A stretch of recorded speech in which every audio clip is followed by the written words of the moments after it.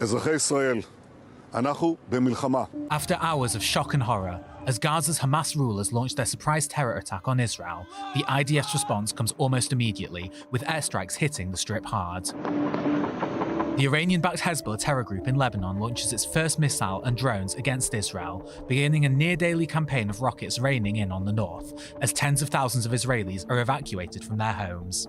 Yemen's Iranian-backed Houthi militias fire 3 missiles and several drones at Israel, all of which are intercepted. Claiming solidarity with the Palestinians, the group begins a steadily intensifying campaign of attacks on Israel, as well as on international ships in the Red Sea. Israel begins its ground invasion of Gaza. The IDF raids the largest hospital in Gaza, Al-Shifa, which it says was a Hamas command center, sparking international outrage. After a number of hostages are released in a short ceasefire, fighting between Israel and Hamas resumes. IDF troops enter Gaza's second largest city, Khan Yunis. 3 Israeli hostages held by Hamas are mistakenly killed by the IDF. The IDF rescues 2 hostages during the night in Rafah.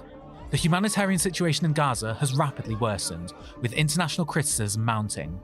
It reaches a peak when deadly clashes break out between Israeli forces and hundreds of Palestinians gathered in an open area in need of food and humanitarian aid.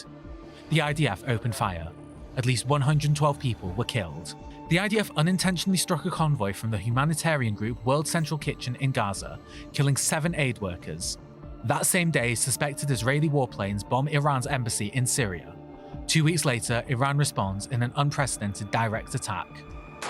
Ignoring international warnings, Israel enters the city of Rafah. Daily battles raise the death toll, with 1 Israeli strike killing 45 people in one day in the Al-Mawasi camp right by the designated humanitarian zone.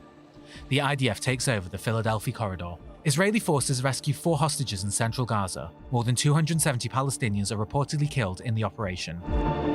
The Houthis launch a drone at Israel, killing 1 person in Tel Aviv. 12 children are killed by a Hezbollah rocket in Majd al-Shams in the Golan Heights. Tensions between Hezbollah and Israel further escalate. Hamas's political leader Ismail Haniyeh is assassinated in Tehran. A day later, the head of Hamas's military wing, Mohammed Def, is killed in Gaza. The IDF rescues 1 hostage and recovers the bodies of 6 hostages. After months of near-daily rocket attacks in Israel's north launched by Iranian-backed terror group Hezbollah in Lebanon, thousands of pagers carried by the group's members suddenly explode simultaneously in Lebanon and Syria, killing at least a dozen people.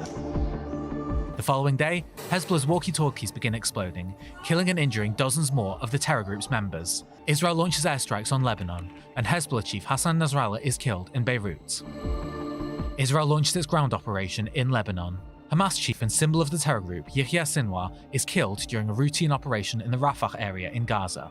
Israel and Lebanon sign a 60-day ceasefire, and Hezbollah's attacks come to a halt. The Houthis in Yemen intensify their attacks on Israel, launching near-nightly missile attacks against central Israel.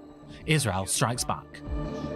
Reports of a possible imminent ceasefire between Israel and Hamas surface, but nothing is signed, and the Middle East enters 2025 with open wounds and open-ended wars.